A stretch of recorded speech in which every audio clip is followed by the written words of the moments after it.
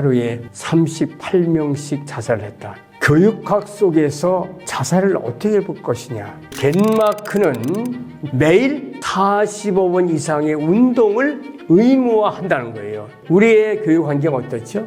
무한한 경쟁이죠. 한계에 부딪히고 어려움이 있는 상태로 학교를 떠나게 된다는 거예요, 지금.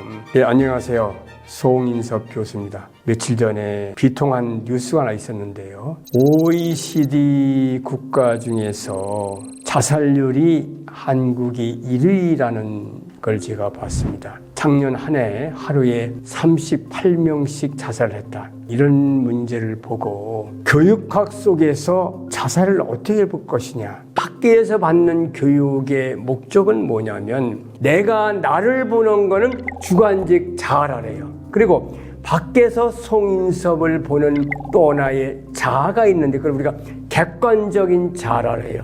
근데 인간의 성장 과정은 뭐냐면 주관적인 자아와 객관적인 자아의 상호작용을 통해서 인간의 성취가 이루어져요.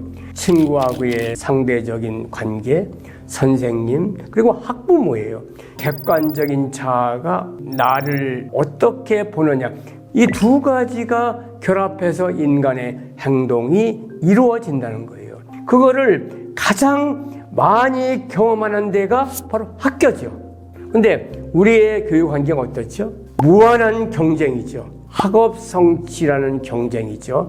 특히 지적인 면의 성장과 이제 인격적인 성장과 육체적인 성장이죠. 이 세 중에서 우리는 지가 98% 이상 아닐까요? 공부 잘하는 몇 명이에요?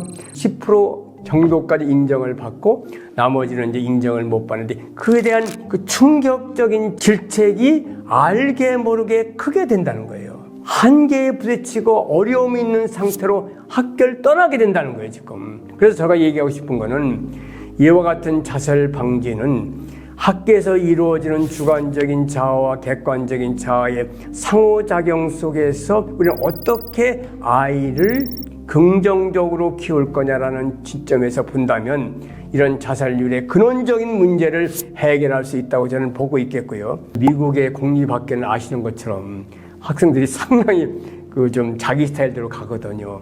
그런 문제가 있는 그런 어려움 있는 학생들을 소집단으로 모여서 함께 논의하고 학생들의 어려움을 해결하고 그런 활동이 많이 있거든요. 한국에서도 이제 소그룹을 통해서 문제 있는 학생들이 두세 명을 함께 상담을 받는다고 하면 학생들 간에도 서로 인정을 하고 서로 상보적인 상호작용을 하게 되면 근원적인 자살 문제를 해결할 수 있다는 생각을 분명히 하고 있고요. 덴마크는 최근에 자살률을 받기 위해서 청소년의 육체 정신적 건강을 위해서 학교 교육에서 매일 45분 이상의 운동을 의무화한다는 거예요. 땀 흘리며 뛰다 보면 갈등이나 불안감 같은 거를 감소할 수 있기 때문에 강조한다고 하고요. 그럼 제가 알기로는 이제 다양한 프로그램이 많이 있어요. 자살 예방을 위한 온라인 프로그램,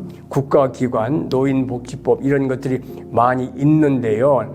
이 자살률의 근원적인 문제는 학교 생활부터 객관적인 자아가 지나치게 학업 위주, 비판 위주, 그걸 해결하기 위한 출발점은 학교에서부터 아이들과의 관계, 선생님들과의 관계, 가정에서의 관계를 통해서 학교를 나왔을 때는 좀 더 긍정적이고 어려움이 있어도 해결할 수 있는 그런 사람으로 학교 교육이 좀 방향을 바꿨으면 하는 생각을 간절히 가고 있습니다. 예, 고맙습니다.